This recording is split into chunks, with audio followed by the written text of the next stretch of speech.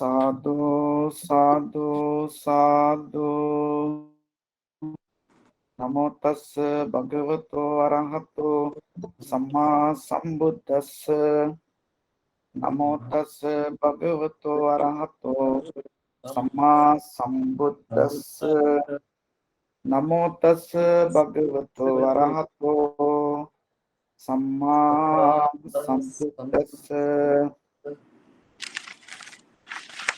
ආනි පින්වත්නි, අද දවසේදී අපි ලක්මාල් මල්ලිට නැත්තම් වෛද්‍ය ලක්මාල් ගුණතිලක මහත්මයාට ආරාධනා කළා විභාගයේ සැබෑවීම අසීරු කටයුත්තක්ද යන තේමාව ඔස්සේ මඟ පෙන්වීමට.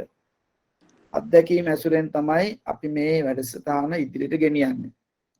ඉතින් අපි මේ වෙලාවේ ඔබතුමාව ආරාධනා කරන බොහොම ආදරයෙන් පිළිගන්නවා මේ වැඩසටහනට. ඉතින් ඔබතුමාට තමන්ව අඳුන්වා දීගෙනම මේ දරුවන් එක්ක වැඩ කරන්න පුළුවන්. හොඳයි හවුනනේ. සාදු සාදු සාදු. ඉස්සල්ලාම අපේ ගෞරවනීය සීලගාස හඳුරන්ට අපි ස්තුති වෙනවා. මොකද මේ වගේ වැඩසටහනකට මාව සම්බන්ධ කර ගැනීම ගැන. learn how to study program එක යටතේ ඔබ වහන්සේ ගොඩාක් කරුණු අපේ දූ දරුවන්ට කියලා දීලා තියෙනවා.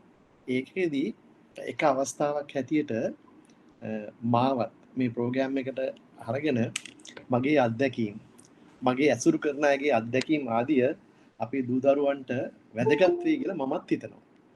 එහෙම හිතලා අපි අපේ අත්දැකීම් ෂෙයා කරගන්න මේ අවස්ථාව කරගමු කියලා මට හිතෙනවා.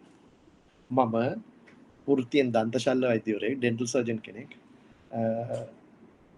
දැන් අවුරුදු ගොඩක් ප්‍රැක්ටිස් කරන අවුරුදු 20ක් 25ක් විතර දන්ත ශල්‍ය වෛද්‍ය ක්ෂේත්‍රයේ වැඩ කරන එක්කෙනෙක්. මගේ අත්දැකීම් ඔබලාත් එක්ක බෙදා ගන්න මම හිතනවා ඔබලාටත් යම්කිසි කරුණු ප්‍රමාණයක් ඒකෙන් දැනගන්න පුළුවන් වෙයි කියලා. එහෙම නේද අපි හම්දුනේ අපි දැන් පටන් ගමු. ඔබ වහන්සේත් අපිත් එක්ක සම්බන්ධ කතා කරනකොට ඉතින් මේට සම්බන්ධ වෙනවා. හරි. එතකොට මේ වැඩසටහනේදී මම බලාපොරොත්තු වෙන්නේ මොනවාද? මාතෘකාව තමයි විභාගය සැබවින්ම අසීරු කටයුත්තක්ද? විභාගය සැබවින්ම අසීරු කටයුත්තක්. එතකොට විභාගය සැබවින්ම අසීරු කටයුත්තක්ද කියනකොට අපි මුලින්ම දැනගන්න ඕනේ මොකද්ද විභාගයක් කියන්නේ කියලා. නේද හම්බුනේ? අපි මොකද්ද විභාගයක් කියලා අසීරුද නැද්ද කියලා දැනගන්න ඒකේ අදහස මොකද්ද කියලා දැනගන්න ඕනනේ. මම හිතුවා ඉතින් විභාගයක් කියන්නේ මොකද්ද කියලා ඔයගොල්ලොත් එක්ක ඔයගොල්ලෝ දන්නවා ඇති. නමුත් යම්කිසි ප්‍රමාණයක් ඒ ගැන සාකච්ඡා කරන්න පොඩි අවස්ථාවක්. ඒ තමයි මම නිකන් මේ ඩික්ෂනරි හරිය හොයලා බලනකොට එක්සෑම් එකක් කියන්නේ official test that show your knowledge or ability in particular subject. ඒ කියන්නේ මොකද්ද? ඔයාලගේ knowledge එකයි ඔයාලගේ හැකියාවයි ටෙස්ට් කරන එකක් තමයි මේ මොනවාද එක්සෑම් එකකින් බලාපොරොත්තු වෙන්නේ. ඉතින් මම මේ එක්සෑම් එකක් ගැන කතා කරනකොට අපේ හාමුදුරුවෝ මට කීවන් පස්සේ මම මේ එක්සෑම් එකක් දැන් මම එක්සෑම් කරවන්නේ නැහැ නේ ළමයින්ට. එසේ නමුත් රජරට විශ්වවිද්‍යාලයේ ජ්‍යෙෂ්ඨ කතිකාචාර්ය මහත්මියගෙන් මම ඇහුවා ඕගොල්ලෝ දැන් එයා ඇත්තටම මේ A level physics එකමත් බලන මැඩම් කෙනෙක්. එයාගෙන් මම ඇහුවා ඕගොල්ලෝ මොකද්ද විභාගයෙන් බලාපොරොත්තු වෙන්නේ කියලා.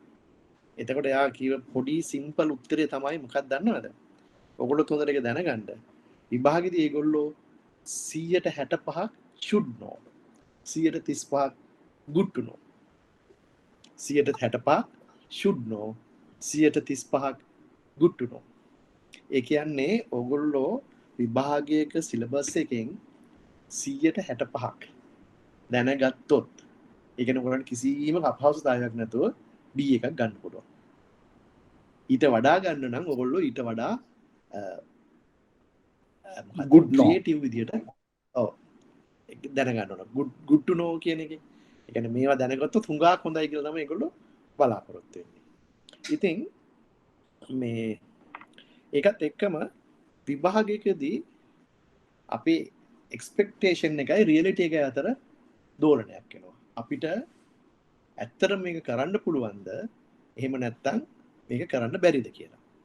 ඉතින් අර ස්වාමීන් වහන්සේත් හැමතිස්සෙම කියන කතාවක් තමයි අපේ සක්සස් රේට් එක අපේ මේ මොකද්ද සක්සස් එක ජයග්‍රහණය ජයග්‍රහණය බලා මේ පවතින්නේ අපේ IQ level එක වැඩි කිරීම උත්සාහය. ඒ කියන්නේ IQ level එක වැඩි ළමයෙක් පොඩි උත්සාහයකින් සක්සස් එක අත්දකිනවා. IQ ළමයෙක් අඩු ළමයෙක් මේ ඊට වඩා වැඩි වාර ගණනක් කරලා ඒ සක්සස් රේට් එකම ලබා ගන්න පුළුවන්. ඉතින් මොනවාද මට එක හොඳ උදාහරණයක් එනවා. මම ඒ ලෙවල් කරේ 1985. එතකොට 84 ඒ ලෙවල් කරනකොට මාත් එක්ක ඒ ලෙවල් කරා ඒ දවස්වල සබ්ජෙක්ට් 4ක් තිබ්බා. සබ්ජෙක්ට් 4 තියෙනකොට මාත් එක්ක අනික් පන්ති හිටිය ළමයෙක් මැත්ස් කරපු ළමයෙක් පළවෙනි සැරේ F4යි. අපි ඒ දවස්වල සබ්ජෙක්ට් 4ක් තිබ්බනේ. දෙවෙනි සැරේත් F4යි. දැන් එයා ඉංජිනේර කෙනෙක්. තුන්වෙනි සැරේ එයා ඉතාමත්ම හොඳින් විභාගය කරලා ඉංජිනේර කෙනෙක් විදිහට සමත් වුණා. එතකොට 1 2 3ද විෂයන් හතරම ෆේල්ද? ඔව්නේ. F4 පළවෙනි එකේ විෂයන් හතරම ෆේල්, දෙවෙනි එකේ විෂයන් හතරම ෆේල්, තුන්වෙනි එකේ ඉංජිනේරින් වලට ආවා. ඔව් දැන් ඉංජිනේර කෙනෙක්. ඔව්. ඒ කියන්නේ එයාගේ උනන්දුවනේ. ඒ කියන්නේ එයාගේ IQ level එකේ මොනවා කෙසේ වෙතත් මේ අපි ඒකෙන් බලාපොරොත්තු වෙන්නේ ඒගොල්ලන්ගේ එයාගේ උනන්දුව කොච්චර තියෙනවද කියලා. එතකොට අපි මේ හැමතිස්සෙම විභාගයක අසීරු වෙන්නේ අපේ උනන්දුව දැන් වැඩි කියන්නේ IQ level එක අඩු එක්කෙනෙක් උනන්දුව වැඩි කරොත් විභාගෙ ලේසි වෙනවා. IQ level එක අඩු එක්කෙනෙක් පොඩි උත්සාහයකින් විභාගෙ ලේසි කරගන්න පුළුවන්. ඕක තමයි මට මුලින්ම ඔයගොල්ලොත් එක්ක ෂෙයා කරන්න ඕනකම තිබ්බේ. ඉන් පසුව දැන් අපි ඇත්තටම විභාගයක් අසීරු නම් ඇයි අසීරු සහ ඒකට අපි මොකද්ද කරන්න ඕන කියන පිළියම ගැන පොඩි සාකච්ඡාවක් කරන්න තමයි මම බලාපොරොත්තු වෙන්නේ. ඒක බොහොම හොඳයි. ඒකෙදී ස්වාමීන් වහන්සේ දැන් මාත් එක්ක ඇසුරු කරලා දන්නවනේ මම මොන හරි කරන්න කිව්වොත් ගොඩාක් දේවල් හොයන්න උත්සාහ කරනවා කියලා. මේ සති කීපේ පුරා හැමතැනින්ම හොයලා බලලා මට හොඳටම ඔයගොල්ලොත් එක්ක ෂෙයා කරගන්න හොඳයි කියලා හිතුණ ටිකක්. ඒක මම මේ දැන් ඔයාලට කියන්න. ඒක මම ඇත්තටම ගත්තේ ඔක්ස්ෆර්ඩ් විශ්වවිද්‍යාලයෙන් නිර්දේශ කරන තියෙන ටිකයි ඊට පාමතරව ඇමරිකාවේ සයිකොලොජි ප්‍රොෆෙසර් කෙනෙක් නිර්දේශ කරන ටිකයි එකක කවලම. ඒගොල්ලෝ කියනවා විභාගයක් ලේසි වෙන්න නම් ළමයි මොනවද කරන්න ඕන කියලා. හරිද? ඉතින් ඒක මගේ ජීවිතයේ සමහර අත්දැකීමුත් ඒකට මට මේ එකතු කරන්න පුළුවන් කියලා හිතුණා. මල්ලි පොඩ්ඩක් ඉන්න. ඔව්. මේ සමිත මේක රෙකෝඩ් කරනවා නේද? එහෙමයි ස්වාමීන් වහන්සේ. ඔව් මේ ලක්මල් මල්ලි අපි මේ අපේ දරුවෙක් මේක රෙකෝඩ් කරලා ඊට පස්සේ එයා ඒක එඩිට් කරලා එයා ඊට පස්සේ මේ මොකද්ද YouTube එකට දානවා. හොඳයි. learn how to study කියලා පළවෙනි එක දාලා තිබුණා දෙවෙනි එකක් දානවා. ඔයගලන්ට learn how to study කියන එකෙන් එක යොදා ගන්නත් පුළුවන්. මට ඒක share කරන්නත් පුළුවන්. ඔයගොල්ලෝ ඒකේ link එක මට එව්වා. හොඳයි. හොඳයි මල්ලි. හොඳයි. ඔව්. ඒකේ ඒගොල්ලෝ කියන පළවෙනි එක තමයි අපිට විභාගයක් අමාරු වෙන්න හරි විභාගයක් මේ ෆේල් වෙන්න හරි එක හේතුවක් තමයි මේ ටෙස්ට් ඇන්සයිටි කියන එක. ටෙස්ට් එකකට තියෙන ඒගොල්ලෝ පළවෙනි එකම තමයි ඒක කියලා තියෙන්නේ ටෙස්ට් ඇන්සයිටි. අවුල් සහගත බව. ටෙස්ට් එකකට අපි මේ අවුල් සහගතව මොනවද මුණ දෙනවනම්. හරිද? ඒකට හේතුව තමයි ඒගොල්ලෝ කියන්නේ අපි හරි කලබලයි. මට මතක් වෙයිද දන්නේ නැහැ.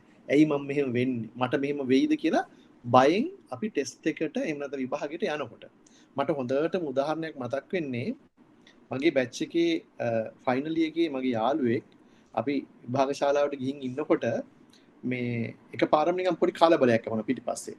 බලද්දි මේ අපේ සර්ලා එක මගේ යාළුවෙක් අරගෙන විභාග ශාලාවෙන් එළියට ගිහිල්ලා වෙනම ඩෙස්ක් එකක් තියලා එයාට ලියන්න දුන්නා විභාගේ. හරිද? ඒ වුණාට එයාට ලියා ගන්න බැරි වුණා. ඊට පස්සේ අපි දන්නේ මොනවද උනේ කියලා මං විභාගය වල අපේ හෝල් එකට එනකොට එයා ඉන්නවා බලන්නකො ලක්මන් මට පොඩ්ඩක්වත් මතක්ුන්නේ නැහනේ ඒ වෙලාවේ මොකවත්ම මතක්ුන්නේ නැහැ කියලා කිව්වා යාට ලියන්න හොඳට මතක තියාගන්න අපේ විභාගයේ ෆයිනල් පේපර් එකේ ෆයිනල් එක්සෑම් එකේ ෆස්ට් පේපර් එකේ එතකොට ඊට පස්සේ මං කිව්වා අනේ ඇත්තද මට ඒවට ඉතින් මැජික් ඒ මට තේරුන්නේ ඇයි මේ වෙන්නේ කියලා පස්සේ මං එයාට මගේ පේපර් එක දුන්නා වෙන්න මෙයා කියාගෙන මමත් සමහර ඒවා කියපු ලියන්නේ නැහැ. ඒ කියන්නේ යාට ඒ වෙලාවේ පොඩ්ඩක්වත් මේ ස්ට්‍රෙස් එකක් තියෙන්නේ නැති හින්දා අර ඔක්කොම ප්‍රශ්න වලට හොඳට උත්තර කියන ගියා. මේකෙන් ලියන්න තියෙන්නේ කියලා. ඊට පස්සේ ඉතින් එයා හම්දනේ දැන් ඕක මම මේ දරුවන්ට කියනවා ඔබ විභාග ශාලාවට බියෙන් ගියාම ඒ බිය විසින් තෝට් බ්ලොක් කරනවා කියලා. එහෙමයි හම්දනේ. තෝට් බ්ලොක් වුණාම මේ සියලුම දේ අමතක වෙලා යනවා. ඊට පස්සේ ගෙදර ගිහලා ප්‍රශ්න පත්‍රය අතර ගත්තම ඔක්කොම මතක් වෙනවා. එහෙමයි. එතකොට දැන් අපි ඔකට අපි ඒක බිය කියලා කියන්නේ දැන් එතකොට ඒක මේ ඇමරිකාවේ හොයන් තියෙන ටෙස්ට් ඇන්සයිටි නිසා තමයි ඒක වෙන්නේ කියලා. ඇන්සයිටි තියෙනවා. ඒක තමයි වෙන්නේ. අර ඔව් ඒක ඉතින් මගේ යාළුවා ඊට පස්සේ අපිත් එක්ක නෙමෙයි ඊළඟ අවුරුද්දේ ඊළඟ රිපීට් එක්සෑම් එක කරා. දැන් එයා මේ විශේෂඥ වෛද්‍යවරයෙක්. කන්සල්ටන්ට් කෙනෙක් දැන්. දැන් බලන්න කොච්චර ඒක අපරාධයක් වුණාද කියලා ඊට මුලදී අර ඇන්සයිටි ඉඳලා වෙච්ච දේ. ඒක නැති කරගන්න මේගොල්ලෝ සජෙස්ට් කරලා තියෙන ආමන්ත්‍රණ ඔබ වහන්සේත් තාම ඒකට උණුපුරණයක් කරොත් හොඳයි කියලා දෙනවා. දැන් මම යන්න විභාගයට යන්න ඉස්සර රිලැක්ස් කරන්න කියලා තියෙනවා. ඊට පස්සේ ඒගොල්ලෝ කියනවා මම පාඩම් කළා මේකින් විතරයි එන්නේ කියලා හිතන්න තියෙනවා. මම විභාගේ සිලබස් එක මේ අධ්‍යයනය කරා මේකින් විතරමයි එන්නේ. ඒක නිසා මට මීට වඩා දෙයක් විභාගයේදී අහන්න බෑ කියන මානසිකත්වයෙන් යන්න කියලා මේ එයා මට මේ ඒකේ තියෙන විදිහට එහෙමයි කියන්නේ. ඔබ වහන්සේ කොහොමද ඒකට ඊට වඩා දෙයක් කියන්න පුළුවන්? දැන් එතෙන්දී දැන් මේගොල්ලන්ගේ කොමන් සෙන්ස් එකට ප්‍රශ්න පත්‍රය අහු වෙනවා. එහෙමයි. ඒතර කොමන් සෙන්ස් එක ගොඩනගන්නේ දක්ෂතාවයේ පළපුරුද්දයි වැඩි කරපුවාම. එහෙමයි. එතකොට දැන් මේගොල්ලන් පාඩම් කරනවා අභ්‍යාස කරනවා කියන මේක උනන්දුවෙන් කරනකොට මේගොල්ලන්ගේ අභ්‍යන්තර සිතේ එන ප්‍රශ්න පත්‍රයේ බොහෝ විට මේ ඇඳෙනවා. එහෙමයි. එතකොට විශ්වාස වෙනවා මම කරපු ටිකෙන් එන එක එනවාමයි කියලා. එහෙමයි. ඔව්. එතකොට දැන් ඕක ඒගොල්ලන් මේ දැන් ඔය අභ්‍යාසගත කරන්නේ නැතුව හිටියොත් ඒගොල්ලන් සූදානම් නැහැනේ. එහෙමයි. එතකොට ඒගොල්ලන් බලාපොරොත්තු වෙන ප්‍රශ්න වෙනකොට වෙන ප්‍රශ්නත් එනවා. ආවෙවට ලියා ගන්නත් බැරි යනවා. ඉතින් ඕක එතකොට මේගොල්ලන් පාඩම් කරන කාලේදී මේ කොමන් සෙන්ස් කියන එක දියුණු කර ගන්න ඕනේ. එහෙමයි. කොමන් සෙන්ස් එක ගොඩනගෙන්න කරුණු තුනකින් මේගොල්ලන් පෝෂණය වෙන්න ඕනේ. මොකද්ද? හැකියාව, පළපුරුද්ද සහ ඍජු බව. Efficiency, proficiency and rectitude of the mind. බලමු අපි නේ. හොඳයි. ඒක හරි ලස්සන වැදගත් කාරණාවක්. ඔව්. ඒක ඒත් එක්කම මම අර මේ දැන් වහන්සේට කිව්වේ මේ අර මම ලෙක්චර් කෙනෙකුට කතා කරයි කියලා. එයා කියනවා මේ එයා විශ්වාස කරනවා කියලා. එයා විශ්වාස කරන කතාව මට කිව්වේ. ළමයි මොකද්ද මේ මොනවාද ඇන්සයිටි නිසා කතාව සහ එයා කියනවා සමහර ළමයි බෝධි පූජා කරලා යනවලු. සමහර ළමයි උදේට වැඳලා යනවලු. හරිද? එයාගේ විදිහට ඒක දැන් මම දන්නේ ඔබ වහන්සේ කොහොම ඒක ක්‍රියේට් කරයිද කියලා. දැන් සමහර ෆිසික්ස් ලෙක්චර් කෙනෙක් එයා කියනවා ෆිසික්ස් විභාගයේදී දැන් එක ප්‍රශ්න පත්‍රයක් ටීචර්ස්ලා දෙන්නෙක් බලනවා. හරිද? ටීචර් දෙන්නෙක් බලලා සමහර ඒවා මේ අර එතන ඉන්න පැනල් එකේ ලොකු මැඩමුත් බලනවා. සමහර වෙලාවට ලොකු මැඩම් බලලා එස් පාස් වෙච්ච ළමයා සමහර ඒවා එයාට ලකුණු දෙන්න පුළුවන් කියලා හිතලා එයා B එකක් කරනවලු ඒක. දෙන්න පුළුවන් ලකුණු දෙන්න. දැන් මෙයා ඒක රිලේට් කරන්නේ ඒ ළමයාගේ මොකක් හරි වාසනාවක් කියලා. නැත්තම් අර දෙන්නෙකුටම අහු වෙන්නේ නැතුව මේගොල්ලන්ට අහු වෙන්න පුළුවන් නේ. එතකොට එයා කීවේ එහෙමයි මට දැන් ඔය බංගොඩත් එක ෂෙයා කරේ. ඒකේ මොන හරි මේ කියන්නේ අපේ වාසනාවත් එක්ක එන එකක් වෙන්න ඇති නේද අම්මනේ.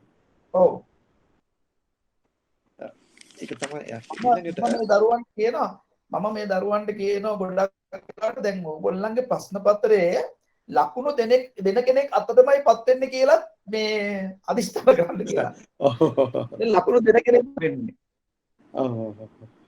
ඒක හොඳට ඒ මතකයි. විදිහට ඒ විදිහට කරන්න පුළුවන්. ඔව් ඔව්. ඔබ වහන්සේ හැමදාම බොහොම කියන්නේ වටිනා ඔබ වහන්සේ කියන්නේ දොස්තර මහත්තයෙක් ළඟට බෙහෙත් ගන්න යනකොට ඒ දොස්තර මහත්තයාට මගේ ලෙඩේ හොඳට තේරිලා හොඳම බෙහෙත දෙන්න හැකියාව ලැබේවා කියලා නේ. ඔබ වහන්සේ කියන්නේ ඉහළින්ම සංවේදී වේවා. සංවේදීව. හරි. ඊළඟට අපි ඊළඟ කරුණ ගත්තොත් දෙවෙනි කරුණ තමයි ඒගොල්ලෝ ගත්තේ study to understand. ඒ කියන්නේ තේරුම් ගන්න. ඔව්. ඒ කියන්නේ ඒගොල්ලෝ අදහස් කරන්නේ මේ මොනවාද? තේරුම් ගන්න ඉගෙන ගන්න. කටපාඩම් කරන්න නෙමෙයි. Don't cram, just to study to understand. හරිද? ඉතින් ඒක මේ ඇත්තටම වඩා හොඳයි. මම අර ලෙක්චරර් එකනත් කතා කරා මෙයා කිව්වේ මට අපි හැමතිස්සෙම දාන්න ඕනේ why you should know this. ඇයි අපි මේක ඉගෙන ගන්න කියන. ඒ පරමා දැන් යා විභාග ප්‍රශ්න පත්‍ර හදන මහත්මියක්නේ. ඒතර එයා කියන්නේ ළමයි why කියන එක තමයි හැමතිස්සෙම ළමයින්ට දෙන්න ඕනේ. නැත්තම් කටපාඩම් කරා කියලා විභාගයක් පාස් වෙන්න සමහරලාට පුළුවන්. නමුත් අමාරුයි. නමුත් කටපාඩම් කරන්නේ නැතුව මොනවද මේ ඇයි අපි මේක ඉගෙන ගන්න කියන එක දැනගන්න ඕනේ. ඒකට කරන්න තියෙන හොඳම වැඩේ තමයි මම හිතන්නේ දුවලා පුතාලා ඔක්කොම වගේ දැනටම දන්නවා අපේ National Institute of Education එකේ තියෙන ගුරු මාර්ග උපදේශ සංග්‍රහය සහ ගුරු අත්පොත සහ මේ කියන්නේ ගුරු අත්පොත සහ සිලබස් එක. එයා කියන්නේ ඒක ගන්න. ඒක අරගත්තාම ඒකේ ගුරු මාර්ග උපදේශ සංග්‍රහය තියෙනවා ඇයි අපි මේක ඉගෙන ගන්න ඕන කියන එක. එතකොට අපි සමහර ඒවා ඉගෙන ගන්න ඇයි මේක ඉගෙන ගන්න කියලා දැන් ඒගොල්ලෝ ගුරුවරුන්ට උපදෙස් දෙනවා ළමයා මේ පාඩම කරලා ඉවරනම් පස්සේ මේවා ටික දැනගන්න ඕන කියලා. ඒක තමයි ඒගොල්ලන්ගේ බලාපොරොත්තු. දැන් විභාගයක් කම්පිටිටිව් කරලා A level කරලා පාස් වෙලා කැම්පස් යන කතාවක් තියෙනවා. නමුත් මේක තමයි ගුරුවරුන් මේ අපේ අධ්‍යාපන අමාත්‍යාංශයේ අවශ්‍යතාවය ළමයා මේ පාඩම කරලා ඉවරනම් පස්සේ මේ ටික දැනගන්න ඕන කියලා. අපි ඒක දැනගන්න නම් ඇත්තටම අර ගුරු මාධ්‍යෝත්සව මම හිතන්නේ ගොඩක් අය දන්නවා ඇති. ඒකේ තියෙනවා. ඒක හරි වැදගත්. පසුවටත් මම කියන්නම් ඒක ඔයගොල්ලෝ හුඟක් වෙලාවට ඇති කියලා මම හිතනවා. ඒක බලලා ඉගෙන ගන්න. දැන් උදාහරණයකට ඇයි මේක ඉගෙන ගන්න කියන එක අපි බලමු. නිකන් උදාහරණ දෙක තුනක් කම්පියුටර් කතා කරලා බලමු. අපි කටපාඩම් කරනවට වඩා. හරිද? දැන් මොකක් හරි එකක් බලමු. වේගය සමානයි දුර බෙදීම කාලය. නේ? දුර වැඩි වෙනකොට දුර කාලය වැඩි කිරීම වේගය සමානයි දුර. ඇයි අපි ඔබ ඉගෙන ගන්නෙ? ඇයි අපි ඔබ ඉගෙන ගන්න කියන එක බැලුවොත් හේතු ගොඩක් තියෙනවා. දැන් ඔයගොල්ලෝ තව ටික කාලයක් ගිහිල්ලා ඒ ලෙවල් කරලා රස්සාවක් කරලා හරි මොන හරි ඉවර නම් පස්සේ වාහනයක් අරගෙන එලවනවා. දැන් අපි එලවනකොට අපි දුමු හයිවේ එකේ එලවනවා කියලා. එලවනකොට ඉස්සරහින් වාහනයකුත් යනවා. දැන් අපි පුතාලා 100ට 110ට වගේ යනවා. එතකොට හදිසියවත් කිඹුහුමක් ගියොත් අපි කොච්චර වෙලාවක් ඇස් වහනවද? ඒ වෙලාවට අපි කොච්චර දුරක් යනවද? එතකොට අපිට බ්‍රේක් කරන්න යන වෙලාව ඒව ඔක්කොම අයිඩියා එකක් එන්නේ අපි වේගය කියන්නේ දුරයි කාලය අතර සම්බන්ධයක් කියලා දැනගෙන හිටියොත් විතරයි. ඒකට තමයි අපි ඔය ඉගෙන ගන්න. දැන් හොඳම උදාහරණයක් තමයි අපේ ත්‍රිවිලෙන් මහත්තුරු ඒගොල්ලෝ අයියලා එහෙම වේගය ගැන පොඩ්ඩක්වත් අදහසක් නැහැනේ. අයියෙන් යනවා බ්‍රේක් කරගන්න බැරි වෙනවා හැප්පෙනවා වැටෙනවා. හුඟක් වෙලාවට ඒගොල්ලෝ ඒක අයිඩියා එකක් නැතුව ඉගෙන ගත්ත හෝ ඉගෙන ගන්න නැති හින්දා තමයි මේ වැඩේ වෙන්නේ නැත්තේ. එහෙම නේද හමුදුනේ? ඒවත් එක්ක පොඩි දැනීමක් තියෙන්න ඕනනේ. ඒක ඉගෙන ගත්තාම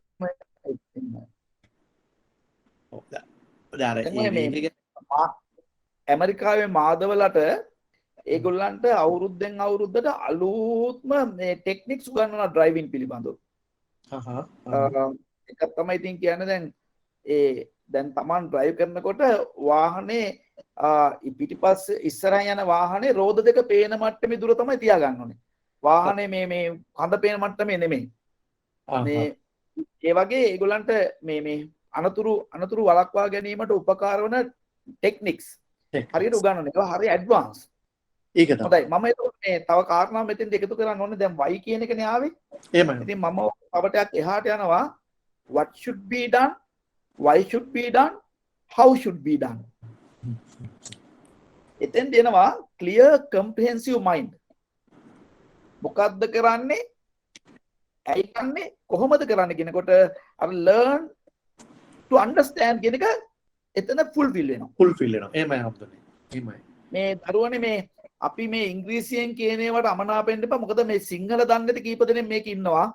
ඒගොල්ලන් ගැන හිතලා අපි මේ ඉංග්‍රීසිත් දාන්නේ. ප්‍රශ්නයක් නැහැ නේද?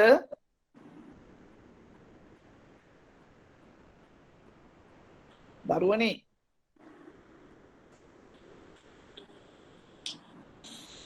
නෑ ස්වාමීන් වහන්සේ. ඔව් අපි ඒක කරන්නේ මේ අර මේ මම අර ඉංග්‍රීසි මාධ්‍ය ඉගෙන ගන්න සිංහල දන්නේ නැති ළමයිටත් මේකට සම්බන්ධ කියලා කිව්වා. ඒගොල්ලන්ට ඉංග්‍රීසි කැලලින් අල්ලගත්තොත් ඒගොල්ලන්ට ගොඩක් දේවල් තේරෙනවනේ ඒ නිසායි ඈ. හොඳයි අපි කන්ටිනියු කරන්න. හරි. දැන් මම මේ දෙවෙනි එක තමයි කතා කරේ අපි study to understand. මම මේ කියන හුඟක් ඒවා අපි හුඟක් අයට සාධාරණයි. නමුත් Tamanට පුළුවන් විදිහට ඒවා apply කරගන්න එක තමයි වඩා හොඳ. දැන් ඊළඟට තව අපි ඒකට තව හොඳ උදාහරණයක් තමයි අපි දැන් මොකද්ද මේ අපි හුඟක් කට්ටිය දැන් A level O level කරනකොට දන්නවනේ මේ මොනවද නිර්වාය සුවසනය සුවාය සුවසනය කියලා ඉගෙන ගන්නවනේ. ඇයි අපි ඒවා ඉගෙන ගන්නේ? දැන් නිර්වාය සුවාය සුවසනය අපි උදාහරණයකට අපි සෙල්ලම් කරනවා. සෙල්ලම් කරනකොට මොකද වෙන්නේ? කෙන්ඩා පෙරලෙනවා. ඇයි කෙන්ඩා පෙරලෙන්නේ? කෙන්ඩා පෙරලෙන්න හේතුවක් තමයි මම රිදෙනවා. ඒ කියන්නේ අපි සුවාය සුවසනය කරලා අපි කෙන්ඩා වලට ඔක්සිජන් එනර්ජි සප්ලයි එක මදි වුණාම අපි නිර්වාය සුවසනය කරලා එනර්ජි හදලා ඒක මේ මසල් එකට එනර්ජි දෙනවා. එතකොට හැදෙන ලැක්ටික් වැඩි වුණාම තමයි කෙන්ඩා පෙරලනවා කියන්නේ. ඉතින් එතකොට අපි දැනගන්න ඕනේ ලැක්ටික් අම්ලය හැදෙන්නේ නැති වෙන්න අපේ ඒ විදිහට මොනවද ඒක මේ කලමනාකරණය කරගන්න. ඒකට තමයි අපිට උගන්වන්නේ. නැත්තම් මේ නිර්වාය ශෝෂණය කියන්නේ මේකයි ස්වාය ශෝෂණය කියන්නේ මේකයි කියලා ඉගෙන ගන්න එක එච්චර වැඩක් නැහැ. අපි ප්‍රැක්ටිකලි ඇයි මේවා ඉගෙන ගන්න කියන එක දැනගන්න ඕනේ. තව හොඳ උදාහරණයක් තමයි දැන් මම දැක්කා ඔයගොල්ලෝ A level කරන පුතාලත් ඇති ටික කාලයකට ඉස්සෙල්ලා මම දැක්ක පේපර් එක අපි මොකක් හරි සෙන්ටිමීටර් 3.1ක් සෙන්ටිමීටර් 4.3ක් සෙන්ටිමීටර් 0.3ක් මනින්නේ මොකෙන්ද කියලා අහනවා. එතකොට ඕගොල්ලෝ නිකම් මීටර කෝදුව වර්නියර් කැලිපරය එහෙම නැත්නම් මයික්‍රෝමීටර් ස්ක්‍රූ වාමානය කියලා නිකන් ඉගෙන ගත්තට ඒගොල්ලෝ වැඩක් නැහැ.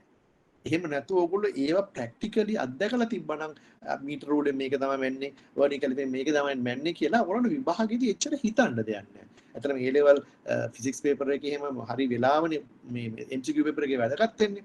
ඒත් මේවා ප්‍රැක්ටිකලි ඕගොල්ලෝ අත්දැකලා තිබ්බනම් විනාඩි දෙකක් යන්නේ තප්පර 10න් ඔයාලට උත්තරේ ලියන්න පුළුවන්. ඒක ප්‍රැක්ටිකලි අප්‍රෝච් එකේ වැදගත්කම. ඇයි ඒවා ඉගෙන ගන්න කියන එකේ වැදගත්කම. තවත් එකක් මම කියන්නකෝ දැන් 10 පන්තියේ ඉඳන් අපි දන්නවා එන්සයිම ගැන. නේ? එන්සයිම ගැන අපි ඉගෙන ගන්නවා. ඇයි අපි ඉගෙන ගන්නේ? නිකන් වැඩක් නැහැ ඉගෙනගෙන. දැන් අපේ ඇඟේ එන්සයිමයක් තියෙනකොට අපි උදාහරණයකට ප්‍රශස්ත උෂ්ණත්වය කියලා එකක් කියනවා නේ. ඇයි අපි එන්සයිමයේ ප්‍රශස්ත උෂ්ණත්වය මෙච්චරයි කියලා ඉගෙන ගන්නේ? ඇයි ඉගෙන ගන්නේ? අපි හිතමු 38යි. ලොකු මේ අපේ මිනිස්සුන්ගේ ඇඟේ තියෙන එන්සයිම් එක ක්‍රියාකාරීත්වය උපරිම වෙන උෂ්ණත්වය තමයි සෙන්ටිග්‍රේඩ් 38යි කියලා හිතන්නකො. එතකොට අයි අපි ඔක ඉගෙන ගන්න. දැන් උදාහරණයකට අපේ උණ වැඩි වෙලා. හරිද?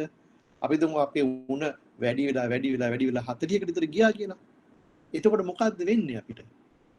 එතකොට අපිට වෙන්නේ අපේ එන්සයිම් එකේ තියෙන අර ප්‍රශස්ත උෂ්ණත්වයට වඩා උෂ්ණත්වය වැඩි වෙනකොට ක්‍රියාකාරීත්වය ටික ගාලා එන්සයිම් ක්‍රියා උෂ්ණත්වය මේ ක්‍රියාකාරීත්වය පල්ලෙහාට බහිනවා. එතකොට අපේ ඇඟේ තියෙන එන්සයිම් වල ක්‍රියාකාරීත්වය පල්ලෙහාට බැස්සහම අපේ ඇඟේ තියෙන ක්‍රියාකාරී මේ අවශ්‍ය හෘදය එතකොට ආත්මාව මොළය වැඩ කරන්න බැරි වෙනවා. එතකොට අපි මොකද වෙන්නේ? උගාක් වුණොත් මැරෙන්නත් පුළුවන්. අපි ඒවා ඉගෙන ගන්නේ එහෙම වෙන්නේ නැති වෙන්න අපි උණ හැදුනහම එක්ක මොකද්ද මේ කෙමල හරි ළමයින්ව මේ මොනවාද සීතල කරගන්න ඕන. ඒ දැනීම එන්න තමයි අපි ඉගෙන ගන්න. දැන් තේරෙනවද ඔයාලට? ඇයි අපි ඉගෙන ගන්න කියලා දැක්කහම ඔයාලට එකක් ඒක හරි ඉන්ටරෙස්ටිං. අනික ඒක කවදාවත් අමතක වෙන්නේ නැහැ. ඇයි අපි මේක ඉගෙන ගන්න කියලා ඉගෙන ගත්තාම නමුත් ක්‍රෑම් කරොත් ඒක අබඩ කරන chance වැඩි වෙනවා. පාඩම් කරලා විතරක් තිබ්බා. ඉතින් හැමතිස්සෙම දැන් උදාහරණයකට දැන් අපි හිතමු අපි අහස තරු බලනවානේ. තරු බලනවා සමහර තරු නිල් පාටයි. සමහර තරු රතු පාටයි. සමහර ඒවා කහ පාටයි. දැන් ඔයගොල්ලෝ වැඩිපුරම මොනවද මේ රස්නේ තියෙන්නේ මොන තරුවේද කියලා කොහොමද දැනගන්නේ? වැඩිපුරම රස්නේ තියෙන රතු තරුවේද නිල් තරුවේද? දැන් ඕවා තමයි ওই වර්ණාවලිය කියලා එහෙම ඉගෙන ගන්නන්න ඕගොල්ලන්. ඒවා ඉගෙන ගත්තාම ඔයාලට අහස දිහා බලමු හරි ආසාවක් හිතෙනවානේ. මේ රතු තරුවේ උෂ්ණත්වය නිල් තරුවේ උෂ්ණත්වයට අඩුයි. ඇයි ඒකට හේතුව? ඒ වගේ මොකද්ද රතු වර්ණාවලියේ වේව් ලෙන්ත් එක අඩුයි, ෆ්‍රීකවන්සි එක අඩුයි, නමුත් එනර්ජි එක වැඩි. ඕවා උගන්වන්නේ ඔයාලට මේ ඩේ ටු ඩේ ලයිෆ් එකේ තමන්ගේ ජීවිතය මේ මෙහෙමයි කියලා දැනගන්න. ඉතින් ඒක හරියට දැනගත්තාම විභාගෙදිත් ඕකම තමයි අහන්නේ. එතකොට ඒවට උත්තර දෙන්න ලේසියි. ඒක තමයි කියන්නේ study to understand not to cram. හරිද? දෙවෙනි එක තමයි ඒක. ඊට පස්සේ තුන්වෙනි එකට අපි ගියොත් අනික තමයි විභාගයට සූදානම් වෙන්න ඕන. ඉස්සල්ලා ඉඳන්. හරිද? අද කළ යුතු දේ හෙටට කල් දාන්න එපා. ඒක සහ අනික මේ හැමදාම විභාගයට වැඩ කරනවා කියන එක දැන් A level කරනවා නම් අවුරුදු 2යි. O levelුත් අවුරුදු 2යිනේ බේසිකලි අපි කරන්නේ. ඉතින් මේ අවුරුදු 2 පුරාම ඔබලා හොඳට එක දිගට වැඩ කරෝ. හරිද? ඔයාලට කිසිම ප්‍රශ්නයක් නැතුව මේ ඉක්මනට තමන්ගේ වැඩ ටික කරගන්න පුළුවන් කිසි විභාගයක අපහසුතාවයක් නැතුව ගෙනියන්න පුළුවන්. හොඳම උදාහරණය තමයි මගේ බැච්මේට්. මගේ බැච්මේට් කෙනෙක් හිටියා.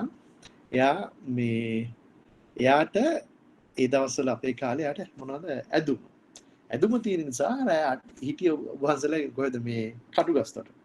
එතකොට මොකද්ද ගඟ ළඟ. ඔව්. එතකොට එයාට 8න් පස්සේ ඇයි ඇහැරගෙන ඉන්න බෑ. 9 වෙනකොට නිදිමතයි. මොකද ඇදුම එනවා.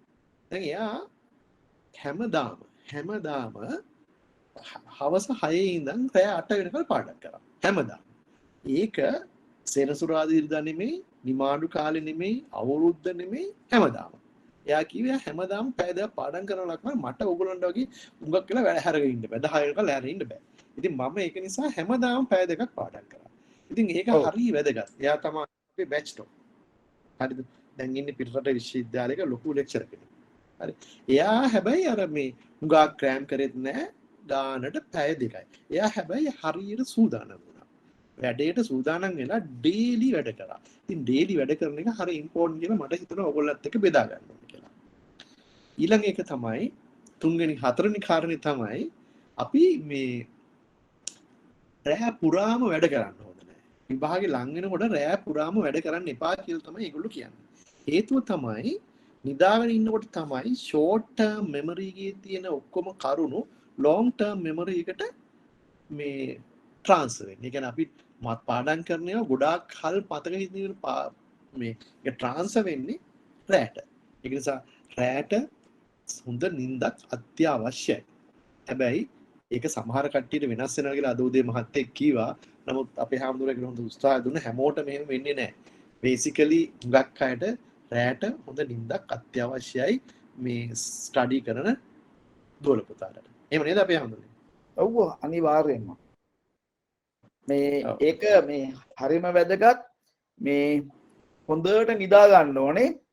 ඒ නිදාගත්තාම දැන් හොඳට නිදාගත්තාම රැට උපරිමයෙන් පාඩම් කරලා නිදා ගන්නත් පුළුවන්. ඕනනම් පවුව උදේ නැගිටලා පාඩම් කරන්නත් පුළුවන්. නිදි මරාන පාඩම් කරොත් ඊට පස්සේ ඒකෙදි එයාට බෑ ඒ මතක ශක්තිය අඩු වෙනවා. ඒ මතක ශක්තිය අඩු වෙනවා කියන එක නිදි මරණය දන්නවා. එහෙමයි. ඊළඟට පස්වෙනි කරුණ තමයි එක දිගට පාඩම් කරන්න එපා. අපේ ඇත්තටම ඉස්කෝලවල විනාඩි 40යිනේ පීරියඩ් එකක් තියෙන්නේ. කියන්නේ විනාඩි 40 තමයි අපේ උපරිම කන්සන්ට්‍රේෂන් ෆෑන් එක තියෙන්නේ.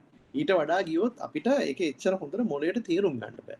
ඉතින් අපි පාඩම් කරන වෙලාවටත් විනාඩි 50ක් විතර පාඩම් කරලා පොඩි බ්‍රේක් එකක් ගන්න ඕනේ. එක දිගට කරන්න ගියොත් ඒක එච්චර සාර්ථක නෑ කියලා තමයි ඒගොල්ලෝ කියන්නේ. ඒ එක දිගට පාඩම් කරන්න නැතුව හිටියොත් අපිට විභාගෙට ලේසියෙන් මුහුණ දෙන්න පුළුවන්. අනික එක තමයි ලොකුම දේ තමයි plan and priorities. විභාගයක් ලේසි වෙන්න කරන්න පුළුවන් හොඳම දේ තමයි plan කරලා ඕගොල්ලන්ගේ එහෙම හරියට සැලසුම් සහගත කරලා ඕගොල්ලන්ට priorities කියන්නේ වැදගත් දේවල් ඉස්සෙල්ලා වැඩ කරන්න. ඒක මම මේ ඒගොල්ලෝ කියන විදිහට මේ ප්‍රධානම කරුණ තමයි අපිට හරියට plan කරේ නැත්නම් විභාගයට ඔක්කොම වැටි ඉවර ගන්න බැරි. විභාගයට ඔක්කොම පාඩම් කරේ නැත්නම් එන ප්‍රශ්නේ තමයි අපිට සමහර ප්‍රශ්න වලට උත්තර ලියා ගන්න අමාරු වෙනවා. ඒක නිසා ඒගොල්ලෝ කියනවා පළවෙනිම කාරණය තමයි ප්ලෑන් එකක් කරනකොට අපි මොනවද විභාගෙට දැනගන්න ඕන කියලා අපි දැනගන්න ඕන.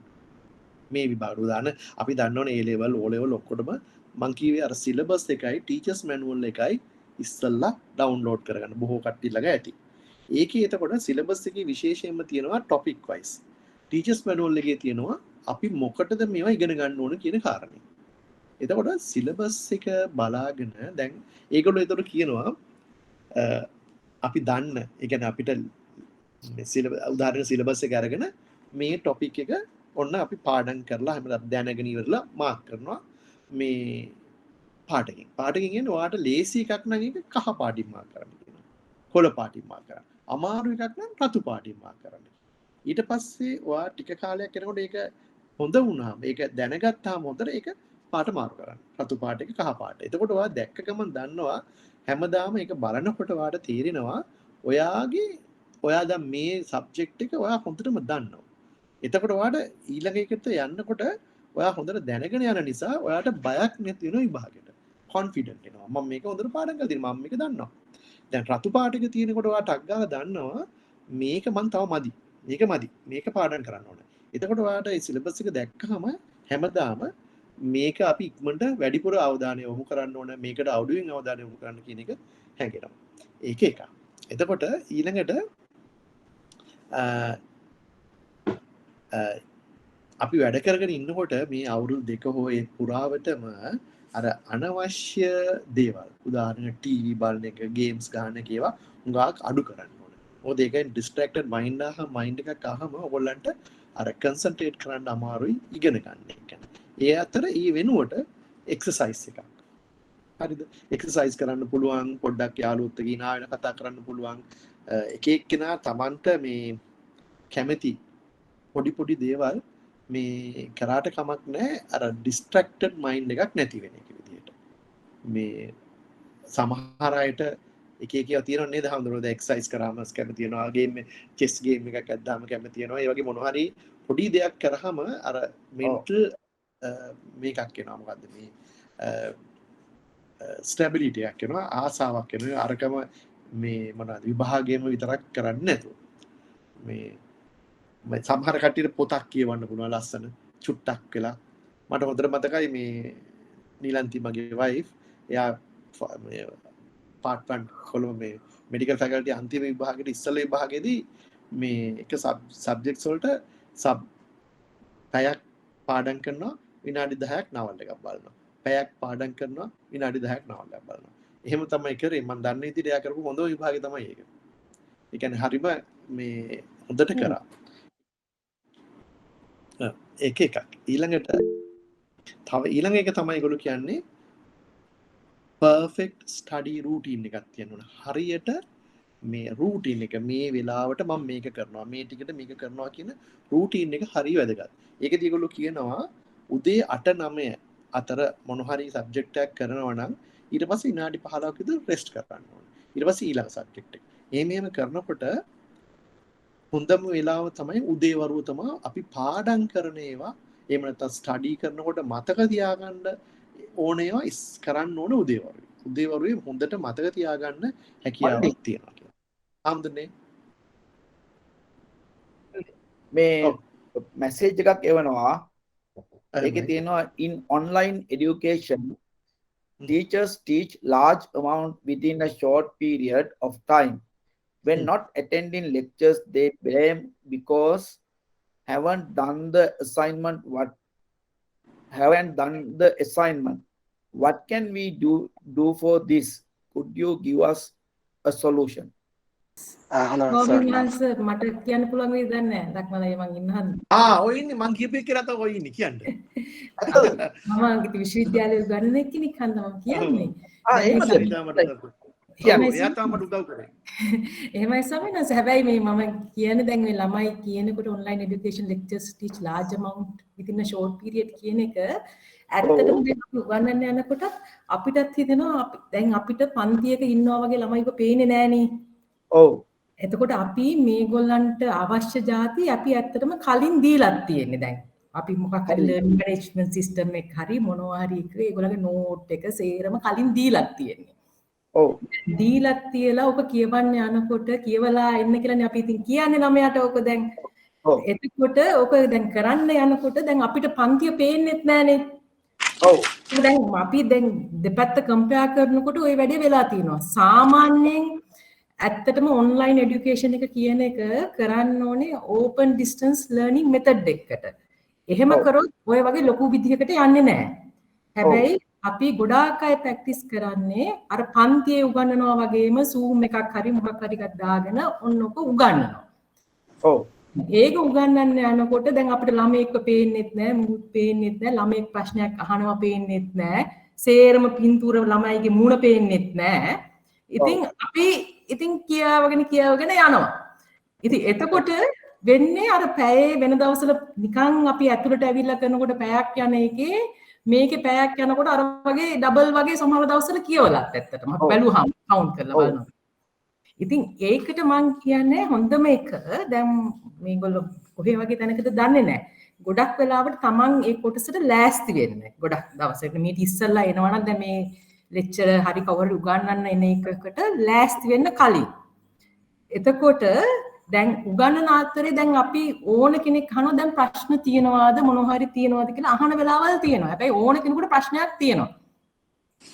අහුවොත් මොකද ඔය සේරම කියන එක අපි කියන එක ළමයාට සේරම තේරිලා යන්නේ නැහැ. දැන් අපි අතරින් පතර අපි ආචාර්යවරු හැටියට දැන් පාවිච්චි කරනවා සමහරවිට අතරින් පතර පොඩි ප්‍රශ්නයක් දීලා හැමෝම පාවිච්චි කරනවද දන්නේ නැහැ ඒක. දැන් ඒ ප්‍රශ්න අහපු ගමන් අපි දන්නවා ළමයා දැන් උත්තර දෙනකොට නැති වෙනකොට දැන් ගොඩක් අයට මේක තේරිලා නැහැ. එතකොට දැන් අපි ඒකට මහන්සි වෙන්න යනකොට අර ලොකු ප්‍රමාණයක් ආයෙ උගන්වන්නේ නැහැ. ඉතින් ගොඩක් වෙලාවට මම හිතන්නේ දැන් ඒගොල්ලෝ එකට ලෑස්ති වෙලා ගියොත් Tamanට එන ප්‍රශ්න ටික තියෙනවනේ. දැන් කලින් කරනකොටමත් ඇවිල්ලා තිබ්බ ප්‍රශ්න ටික ඒ ප්‍රශ්න ටික අරන් ගියොත් ඒ වෙලාවට දැන් මේ ලෙක්චර් උගන්වන වෙලාවේදී ගොඩක් අය දැන් මේ chat එක දැම්මා වගේ ඔව්. නැකයි ඒක බලනවා උගන්වන වෙලාවේදී දැන් අපි උගන්වන වෙලාවට එයාට ඒ ප්‍රශ්නෙට උත්තරේ ආවේ නැත්තම් ඒ වෙලාව. එතකොට ඉක්මනටම අර chat එකට දාන්න ඕනේ. ඉතින් ඕගොල්ලෝ දාපුවහම එක්කෙනෙක් දාපුවම ඇත්තට ඒක හැමෝටම උදව්වක් වෙන්නේ. සේරමලා ඊට පස්සේ ওই ප්‍රශ්නේ බලලා දැන් මේකට උත්තරයක් දෙන්න මහන්සි වෙනවනේ. ලෙක්චරර්ත් මහන්සි වෙනවා, ළමයිනුත් මහන්සි වෙනවා, සමහර ළමයි ඒකට කමෙන්ට් කරනවා, ඒ වගේ යනවා ඉතින්. ඒ වගේමයි දැන් ලක්මල්ලය කිව්වා වගේ අර සමහර ඒවා දැන් අපි ඉතින් හිතන් ඉන්නේ අර අපිටත් පුළුවන් දැන් වෙන රටවල් වලින් අහන්නේ ඇත්තටම දැන් ඔයගොල්ලෝ ජීවත් වෙනවද හොඳට පහන්සියෙන් ඉන්නවද හිත සන්තෝෂයෙන් ඉන්නවද කියන එක. ඔව්. ඉතින් අපි ඒව සමහරලාට අහන්නෙත් නෑ. ඉතින් ඒක ඇත්තටම වැරදි. ළමයිට එතන ඒ වෙලාවේ තියෙන ප්‍රශ්න අහන්නෙත් නෑ. පස්සේ තමයි සමහරලාට ළමයි කියන්නේ. හැබැයි ওই සේරම කරලා කරන වෙලාවට මට හිතෙන්නේ අර ගොඩක් කලින් මේ ඉස්සර වගේ නෙමෙයි සබ්ජෙක්ට් එක කලින් දන්නවා ළමයා දැන් එතකොට. මොකද අපි කලින් දෙනවා සේර. ඊයේම මං හිතන්නේ හැමදාම කලින් මේකට එන જાති ටික දීලා තියෙන ළමයිට.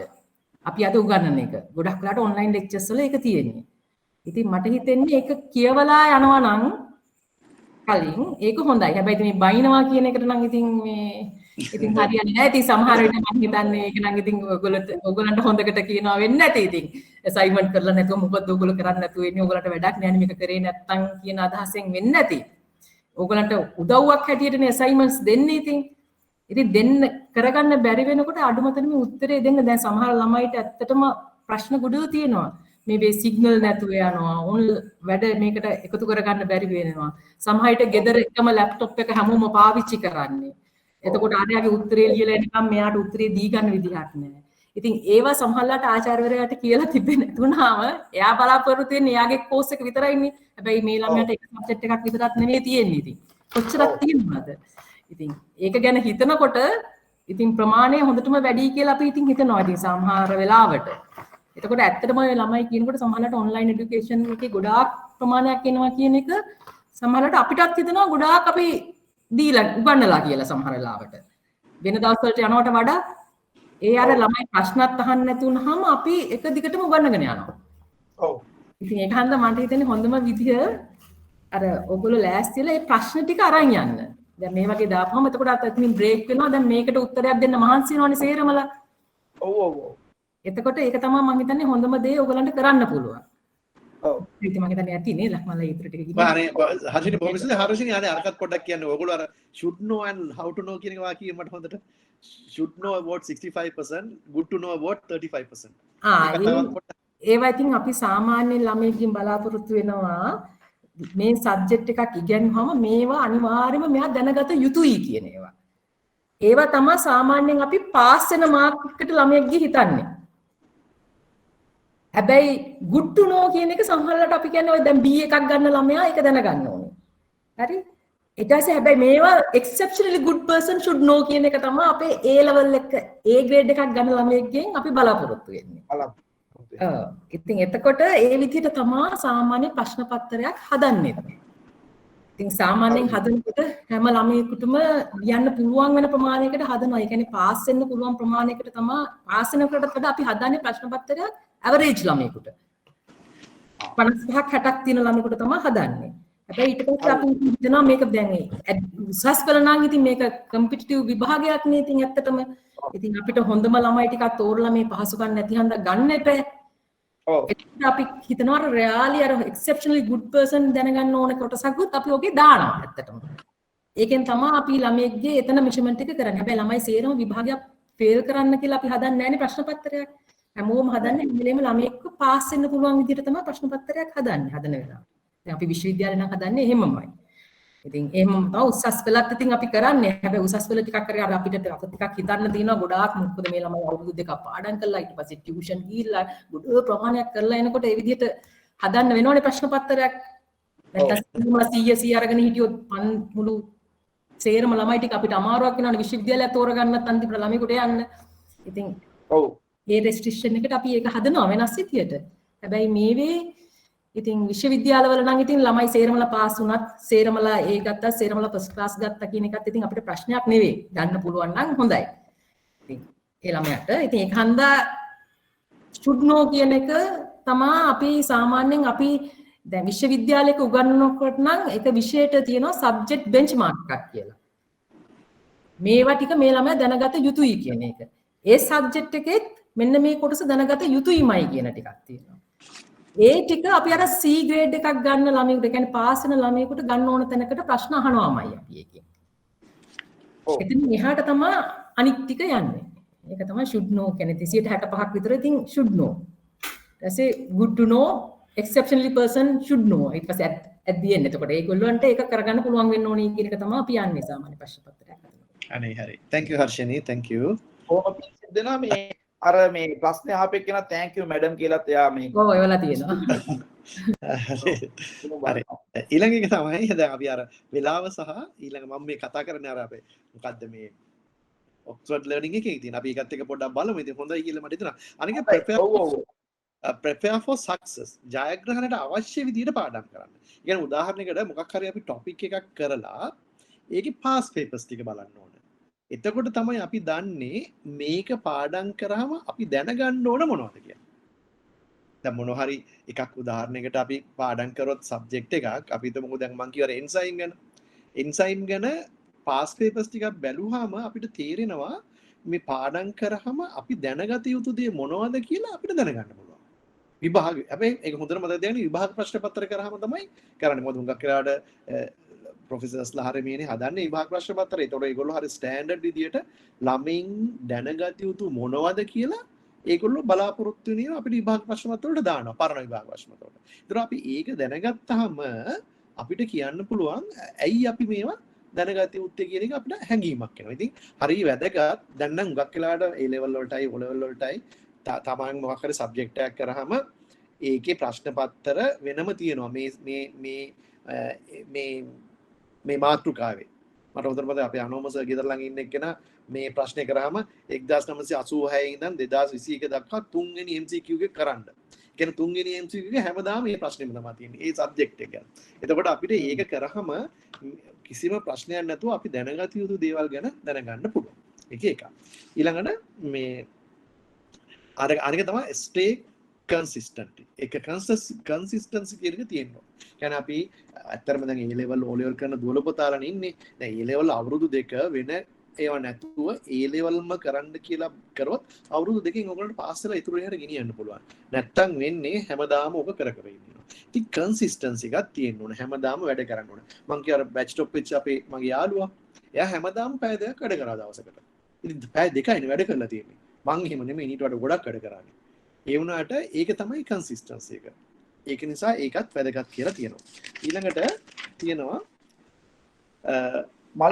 කන්සිස්ටන්සි කියන එකේ මේ සිංහල තේරුම කියන්න වෙන්නේ. කන්සිස්ටන්සි කියන්නේ මොකක්ද? හැමදාම වැඩ කරන්න කියන එක තමයි ට්‍රාන්ස්ලේෂන් එක ආවේ. ස්ටේ කන්සිස්ටන්ට් කියන්නේ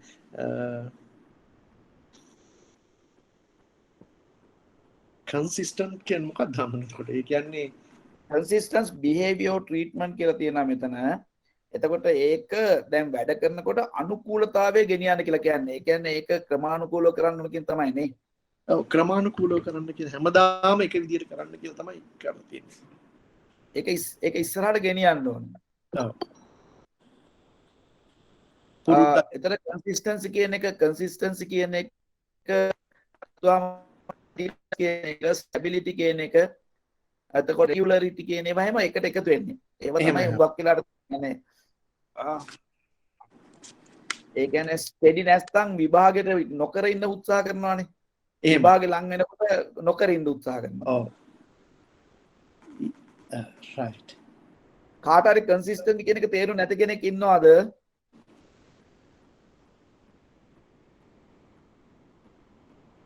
හැමෝටම තේරෙනව නේද? ඒ වැඩ කටයුතු අනුකූලව ක්‍රමානුකූලව ඒක හිතට වැදෙන විදිහට දිගට ගෙනියන්න ඕනේ. අතර කඩින් කඩ ගියොත් එහෙම අල්ලගෙන යන්න බැරුව යනවා. හරිනේ ඒක එතකොට. එහෙමයි හැමදේම. ඒක තමයි. ඊළඟ එක තමයි ඒගොල්ලෝ කියන්නේ මෙමරි එක හැමදාම රිකෝල් කරන්න කියලා. ඒ කියන්නේ දැන් අපි පාඩම් කරන ඒවා ෂෝට් නෝට් එකක් හරි මොකක් හරි එකක් අරගෙන දවසකට පොඩි වෙලාවක් අරගෙන හැමදාම අපි කරපුවා මතක් කරගන්න කියලා. ඒක කියන්නේ ක්‍රෑම් කරන්න ස්ටඩි කරන්න හොඳටම කියලා. අර මං කිව්ව රතු පාට කහ පාට නිල් පාට සිලබස් එකේම ලියලා තියන්න කියන්නේ. අන්න ඒකෙදි ඒගොල්ලෝ මෙමරි අපිට හිතෙනවලු දැන් මම මේක ගැන කොන්ෆිඩන්ට්. දැන් බය නැතුව මට මේක කරන්න පුළුවන්. මේ සබ්ජෙක්ට් එකේ මේක මම දන්නවා. නම් සමහර ඒවා දන්නේ නැතිවට මං ඊළඟ දවසේ වැඩිපුර අවධානයක් යොමු කරන්න ඕනේ. ඒකට ඉතින් අර ෂෝට් නෝට් එහෙම නැත්නම් අර මේ පොඩි කෝඩ්ස් අරම මේ වගේ මතක තියාගන්න කියන එක තමයි ඒගොල්ලෝ වැඩිපුර විස්තර කරලා තියෙන්නේ. එතකොට විභාගයක් ලඟ වෙනකොට ගොඩාක් පාඩම් කරන්න. උදාහරණයකට අපි පොඩි කාලේ අර මේ මොකද්ද පළාත් උපාලි ඊළඟ නැවේ ගිහින් දයානින්ද බලාවරෙන් කියලා ওই කතාවක් කියන්නේ මේ මොනවද දිශාවලට.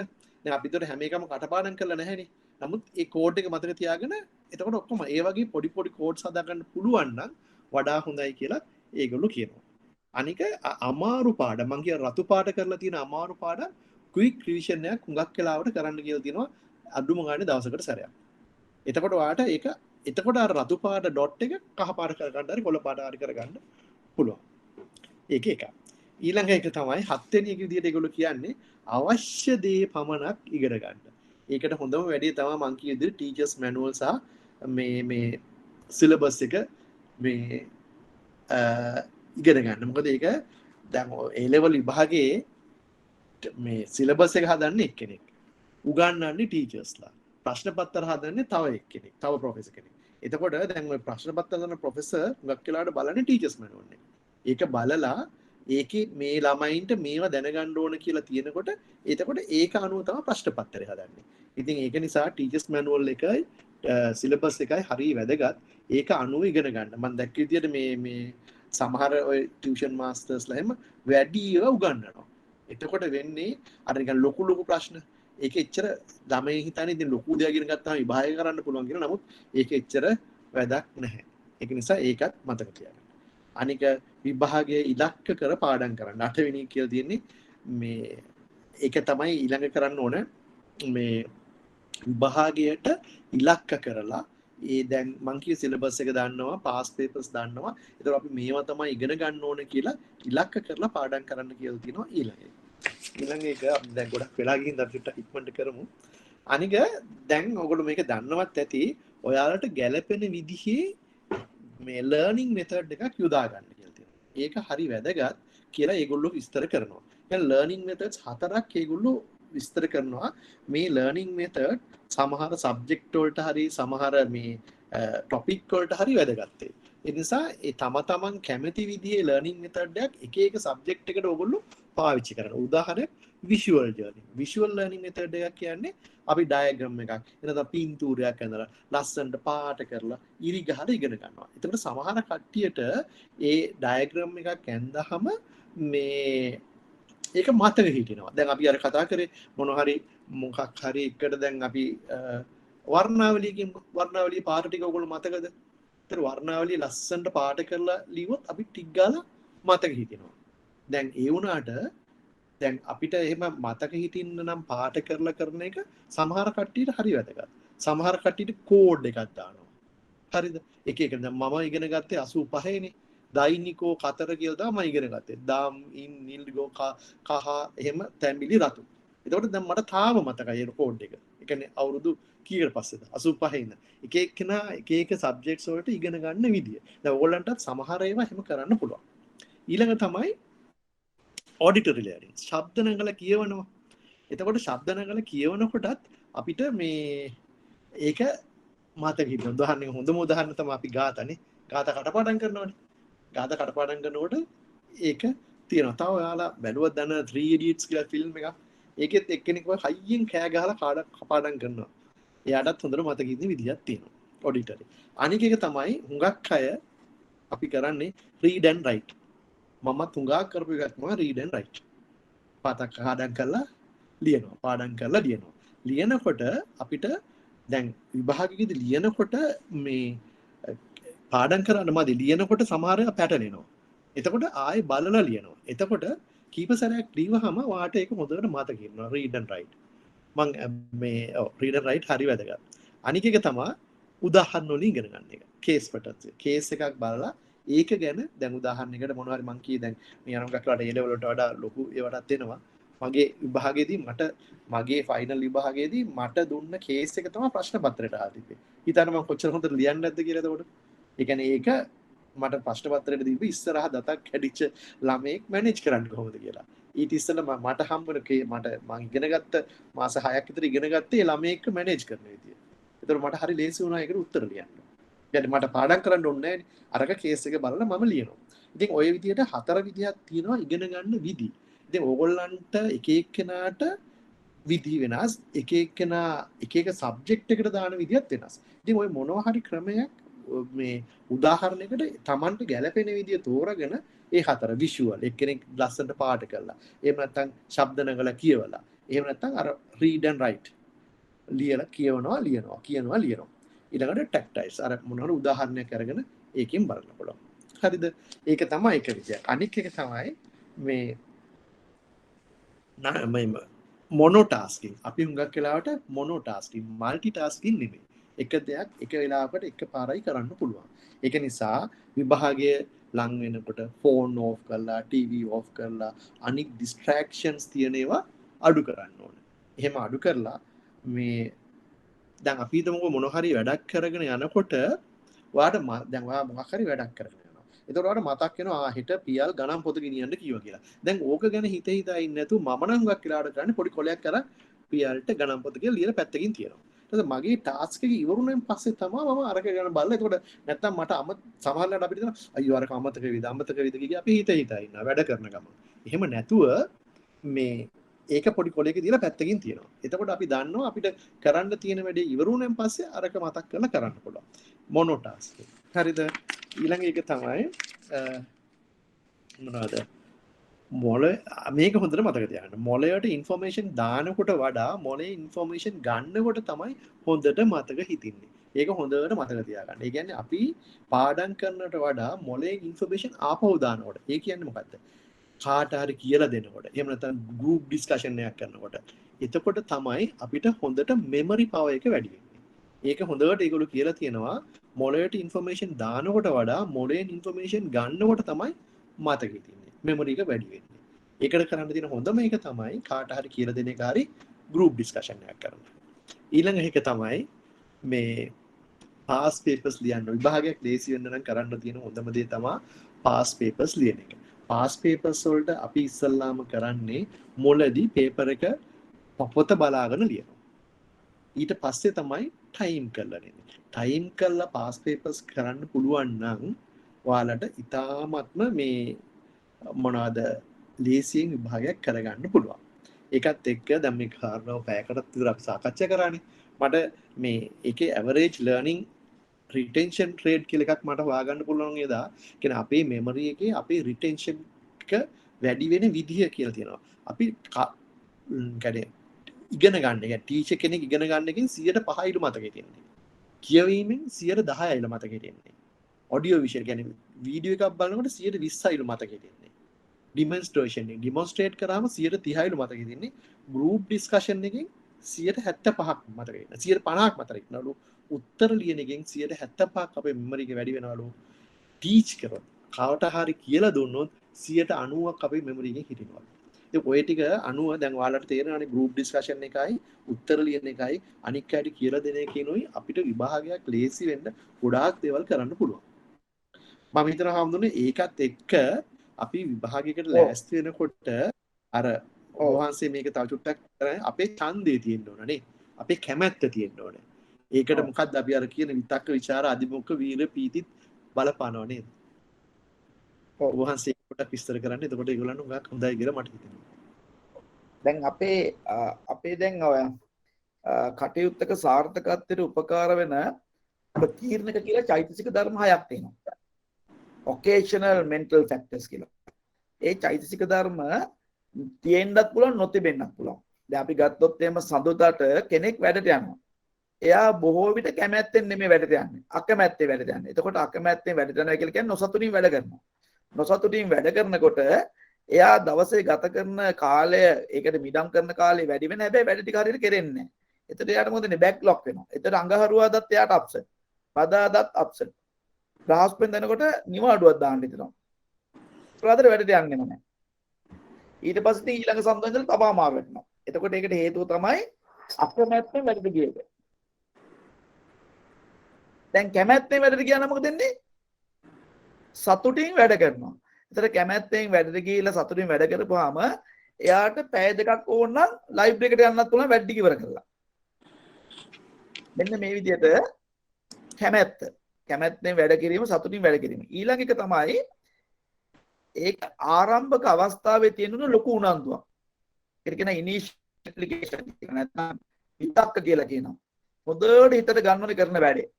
එතකොට තමයි මේ වැඩේ නිම වෙන තේ කොච්චර ප්‍රශ්නාවක් කරගෙන යන්න පුළුවන්. ඒකට කියනවා සස්ටේන්ඩ් එනර්ජි කියලා. ඉවර වෙනකම්ම පවත්වන්න පුළුවන්. ඒකට අපි කියන්නේ ਵਿਚාර කියලා. එතකොට අපි එක පැත්තකින් උනන්දු වෙන්න ඕනේ ආරම්භ කරන්න ඊළඟට ඒක පවත්වන්න යන්න ඕනේ බොහෝම සැලකිල්ලෙන්. එතකොට ਵਿਚාර. විතක්ක ਵਿਚාර තිබිලා මදි සාර්ථකත්වයට අවශ්‍ය තීරණය ගන්න ඕනේ. මම මේක ඉතාමත්ම සාර්ථකව කරනවා කියලා. decision අධිමොක්ක. එතකොට මේ තීරණයත් එක්ක තමයි ශක්තිය පිහිටන්නේ. තීරණයත් එක්ක තමයි ශක්තිය පිහිටන්නේ. මෙන්න මේ විදිහට විතක්ක විචාර අධිමොක්ක විරිය ඡන්ද පීති කියලා හයක් ගැන කියනවා. මේවා තිබුණාම තමයි ඒ කටයුත්ත ගොඩාක් හොඳින් නිම වෙන්නේ. ඒ වගේ අඩුපාඩුකම් තිබුණොත් ඒ අඩුපාඩුකම් නිසා ඒ සාර්ථකත්වයේ අඩුපාඩුකම් පිහිටනවා. මම කිව්වා හරිද මල්ලි එතකොට? ඒම හැමදේම ඒ ටික තමයි විස්තර කරන්න ඕනේ. මේක අපේ දැන් අපි එංගලන්තේ ඇමරිකාවේ පොත්වලින් ගත්ත ඒවා මේක මේ බොහොම සරලව වහන්සේ අර කියපු කරුණු කර විස්තර කරන විතක්ක ਵਿਚාර අපි ඉනිෂියල් ඇප්ලිකේෂන් සස්ටේන් ඇප්ලිකේෂන් තිබ්බාම ඒ කියන්නේ පටන් ගන්න ඒක සස්ටේනබල් එක කරගෙන යනකොට අපිට අර ඒකට අධිමොක්ක කියන්නේ මේ මොකද්ද ඩිසිෂන් එකක් ගත්තාම අපිට හරි ලේසි ඡන්දේ පවත්වාගෙන යන්න. අපිට ඕන විදිහට වැඩේ කරගන්න හරි ලේසි වෙනවා ඒකෙන්. ඉතින් අපි ඒක පුරුදු පුහුණු කරාම අපිට විභාගයක් ලේසි වෙනවා කියලා තමයි මගේ කල්පනාව. ඉතින් ඒකත් එක්ක අර මං කිය විදිහට මේ සැබවින්ම අමාරු කටයුත්තක් වෙන්නේ අපි ඔය කතා කරපුවා ගැන අපි නොසලකිලිපොත් වුණොත්. අපි මේ කතා කරන කරුණු කීපය ඕගොල්ලෝ මේ හිතට ගත්තොත් ඔයගොල්ලන්ට හරි ලේසි විභාගයක් මේ පාස් විභාගයක් එච්චර අමාරු වෙන්නේ නැහැ.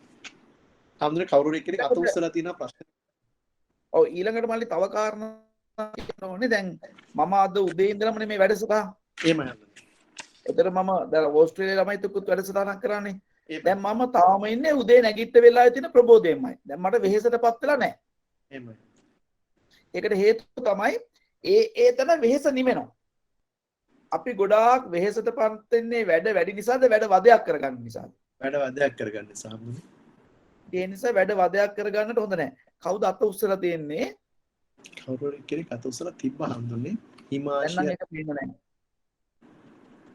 මේ ඉතින් ලක්මාල් මල්ලි අද එහෙමයි. මේ වැඩසටහනේ තියෙන විශේෂත්වයක් අද තමයි වැඩිම ප්‍රමාණයක් සහභාගී වෙච්ච අවස්ථාව. ආනේ හොඳයි. පක්ලාට හිටියේ 12යි 11යි 18යි ඔහොම. අද තියෙනවා අද ඉන්නවා 35 දෙනෙක් මේ වෙනකොට. ඊළඟට මේක ඊළඟ වැදගත් කාරණාව තමයි ගිය පාර වැඩසටහන කරපු ප්‍රසන්න මහත්මයාත් ඉන්නවා. මේට බොහෝ කාලයකට කලින් වැඩසටහන කරපු අමිල මහත්මයාත් ඉන්නවා.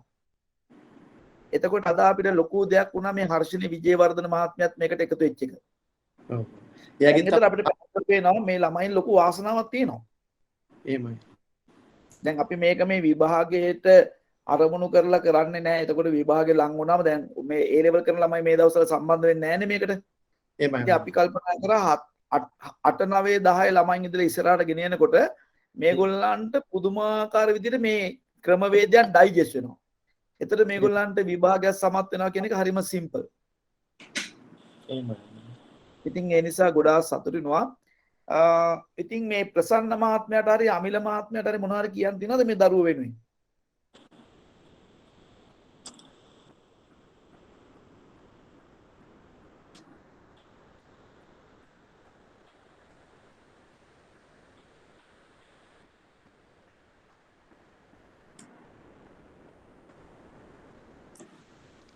මට හිතෙනවා ලක්මාල් මල් ස්වාමීන් වහන්සේ ඔව් කියන්න. ඇත්තටම මේ ડોක්ටර් ලක්මාල් කරපු ටික හරිම වැදගත්. ඒ කියන්නේ මමත් එක වචනයක්වත් අහක දාන්න නැතුව ඔක්කොම ටික අහගෙන හිටියා සහ මමත් ඉගෙන ගත්තා. ඒකෙදි මේ මට තව පොඩි දෙයක් එකතු කරන්න හිතුණා. මේ එකතු කරන්න කියන්නේ මේ අර දැන් ළමයි මේ පාඩම් කරන එක අර ඒක හැබිට් එකක් කරගත්තාම ඒ කියන්නේ ඒක හැමදාම අපි මේ එක වෙලාවක් තියාගත්තා නම් පාඩම් කරන්නේ වැඩේට ඒක පැය හෝ දෙක හෝ ඒ වෙලාවට මේ ස්වාමීන් වහන්සේ එක වෙලාවක් තියාගත්තා නම් එතකොට හැමදාම එතකොට ඒ වැඩේට තමයි මේ වෙලාව වෙන් වෙන්නේ. එන්නේ. ඔව්. එතකොට එහෙම වුණොත් ඒක ඒගොල්ලන්ගේ දිනචර්යාවේ අර නිකන් මේ එක කොටසක් විදිහට ඒක මේවා වෙනවා. එතකොට එයා දන්නවා හැම වෙලාවෙම එයා ප්‍රිපෙයාර් වෙනවා. රයිට් මට මේ වෙලාව වෙන් වෙලා තියෙන මේ වැඩේට. එතකොට අනිත් වැඩ ටික අයින් කරලා ඒ වැඩේ කරන්න ස්වාමීන් වහන්සේ පහසු වෙනවා ඒ ළමයාට. ඔව්. ඒක හොඳයි අමිල මම තමයි ඒක තමයි මං කිය. ඒක තමයි අමිල මං කිය අපේ බැච් ටොප් වුණ ළමයා මං කිය හැමදාම 6 ඉඳන් 8 වෙනකන් එයා පාඩම් කරා. හැමදාම. අර ඇදුමත් තියෙද්දි. ඇදුමක් තියෙනවා. රැ වෙලා පාඩම් කරන්නත් බෑ. ඒක හරි වැදගත්. අපිට ඒක කරගන්න බැරුව එයා හොඳට කරා ඒක.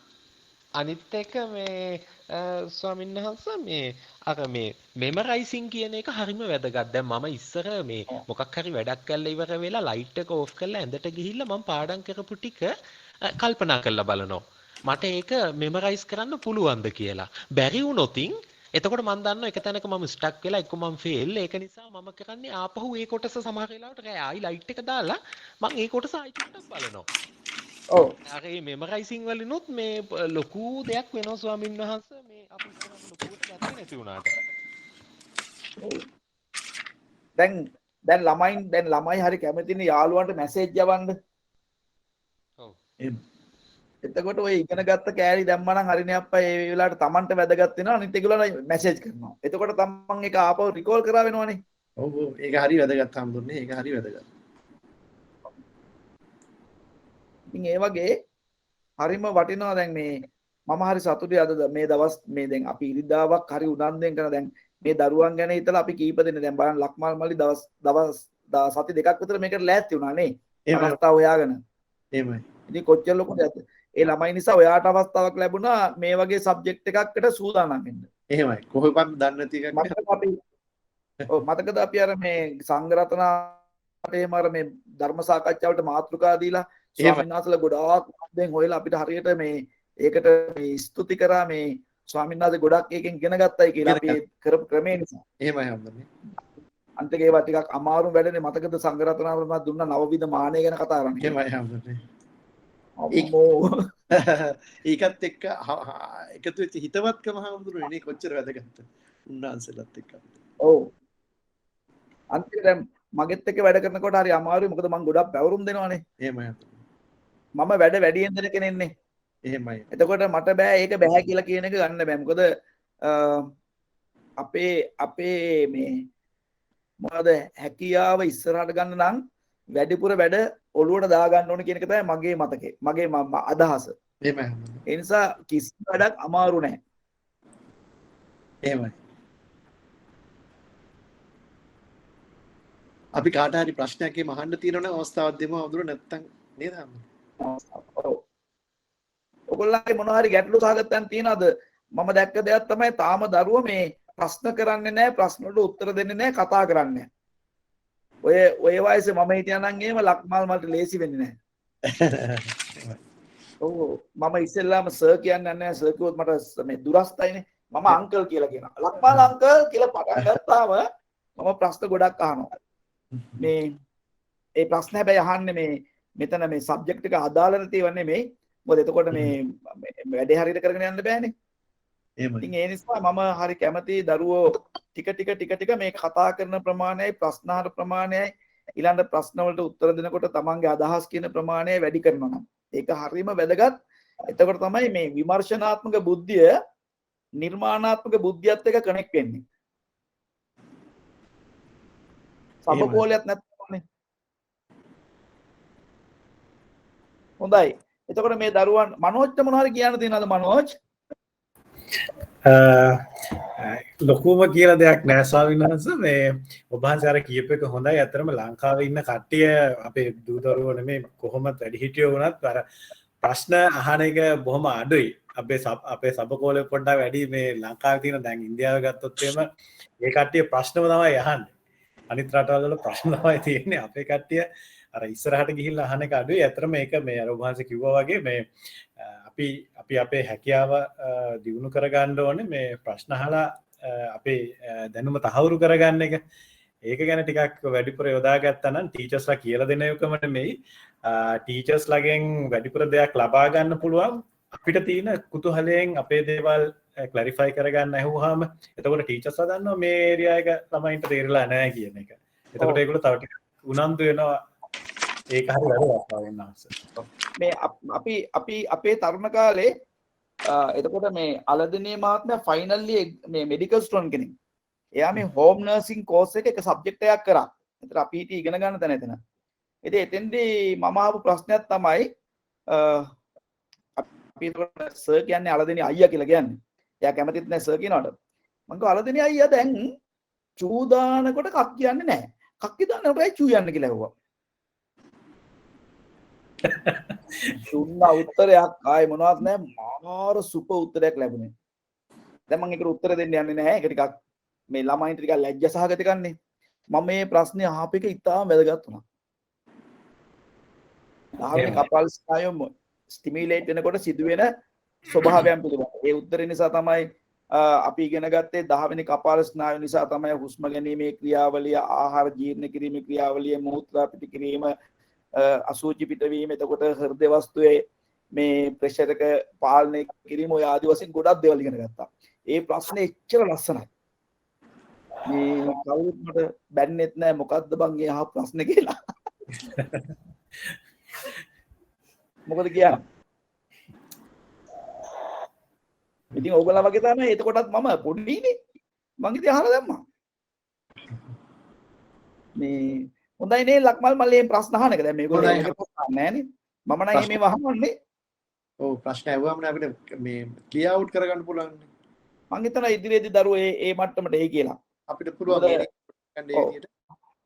මොකද මේගොල්ලන් හුරු වෙනවා. මේගොල්ලන් අන්තිමේදී ලංකාවේ ළමයි ඇත්තටම දක්ෂයි. ඒ දක්ෂතාවයන් උපමට්ටම් කර ගැනීමට දරන උත්සාහය මදි කියලායි මං දන්නේ. ළමයි දක්ෂ නැහැ කියලා මම කියන්නේ නැහැ. ගොඩාක් ළමයින්ට බැරි දක්ෂ නැති නිසා නෙමෙයි කම්මැලි වැඩි නිසා. ඊළඟට අන්තිම මොහොත වෙනකම් ප්‍රිපෙයාර් වෙන්නේ නැහැ. දැන් අපි හැමෙලෙම early preparation කියන තමයි කැමති. කල්ැතු සූදානම් වෙන්න. දැන් මට තියෙන්නේ පස්සේනේ ඔය මේ බුද්ධියේ මහිමේ කියලා දේශනයක්. මම ඒකට දැන් ලෑස්තිලා තියෙනවා හොඳටම. හොඳයි. ඔව්. එතකොට පසුකාම තමයි මට තියෙන්නේ. හොඳයි මං හිතන්නේ එහෙමනම් දැන් හොඳටම වටිනවා මේ වැඩසටහන. අපි පොඩ්ඩක් බලමු ඊළඟ වැඩසටහන තියෙන්නේ කා ළඟද කියලා. මේ මං හිතන්නේ සාමප්‍රිය මහත්මයා වෙන්න ඕනේ. පොඩ්ඩක් මම බලන්නම් නේද? හොඳයි. මං චුට්ටක් බලන්න මට වැඩි වෙලාවක් යන්නේ නැහැ ඒක බලන්න. දැන් අපේ ඊළඟ අද තිබුණේ අගෝස්තු මාස 22 වෙනිදා විභාගයේ සැබෑවීම අසීරු කටයුත්තද ලක්මාල් ගුණතිලක මහත්මයා. ඊළඟට තියෙන්නේ අගෝස්තු 29 වෙනිදා අධ්‍යාපන කටයුතු වලට බාහිර ක්‍රියාකාරකම් රුකුලක් වන්නේද? ඉංජිනේරු මහත්මයා තමයි කතා කරන්නේ මනරම් සාමප්‍රිය කියලා. ඊට පස්සේ සැප්තැම්බර් 5 වෙනිදා තියෙනවා අනපේක්ෂිත ප්‍රශ්න හමුවේ අධ්‍යාපනයේ කඩා වැටේද? ඒක කරන්නේ මනෝවෛද්‍ය විද්‍යාව කරන අපේ මధుරා ගොඩවිතාරණ දොස්තර මහත්මිය. ඊට පස්සේ සැප්තැම්බර් 12 වෙනිදා තමයි තියෙන්නේ මට බුද්ධියේ මහිමේ කියන වැඩසටහන. ඉතින් මේ දරුවන්ට ඔන්න මතක් කරා අපි මේ වැඩසටහන එවනවා. ඔයගොල්ලන් හොඳට සූදානම් වෙන්න ප්‍රශ්න අහන්න. අපි එමනම් දැන් සමුගන්නවා. මේ වැඩසටහන කරපු හැමෝටමත් උදව් කරපු හැම දෙනාටමත් සහභාගී වෙච්ච දරුවන්ටත් ඒ දරුවන්ව එන්කරේජ් කරන දිරිගන්වන දෙමව්පියන්ටත් ඒ වගේම ලංකාවාසී හැම දෙනාටමත් අපි කෘතවේදී භාවය පළ කරනවා. අපි මේ විදිහට කතා කරන්නේ අපිට ඕනකමක් නැහැ අපි ලොකු වැඩක් කරයි කියලා කියන්න. අපි කැමති අපි බොහොම නිහතමානී කියලා කියන්නේ. ලක්මාල් මල්ලි අපි ආඩම්බරය නෙවෙයිනේ. නෑ හඳුන්නේ.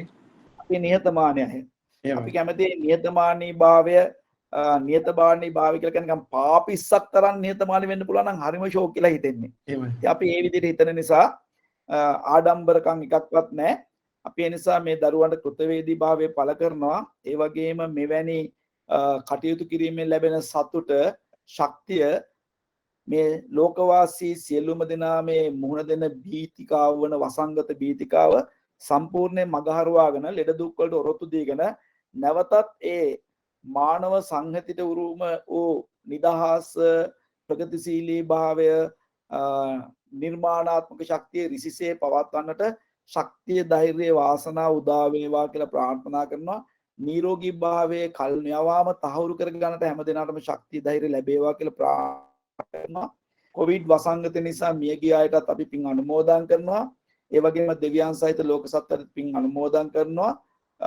රෝගීව ඉන්න හැම දිනකටම ඉක්මනින් සුවපත් භාවය ලැබේවා කියලාත් මේ පුණ්‍ය ශක්තිය හේතු කරගෙන ප්‍රාර්ථනා කරනවා. විශේෂයෙන්ම ලක්මාල් මල්ලිගේ මෑණියන් අවුරුදු 89 සම්පූර්ණ කරානේ. එහෙමයි හඳුන්නේ. මුණුපුරව දෙන්න අත්තම්මට කියන අවුරුදු 100 රීච් කරන්න කියලා. ඉතින් අපි මේ මෑණියන්ටත් මම නම් ඉතින් වැඩි දීර්ඝායුෂ පතන්න කැමති නෑ. ඒත් ඉතින් අර දරුවෝ දෙන්න කියනවානේ මේ අත්තම්මා 100ක් ඉන්න කියලා. ඒ නිසා නිදුක් නිරෝගී භාවයත් දීර්ඝායුෂත් මම මේ දරුවෝ ගැන හිතලා පතනවා.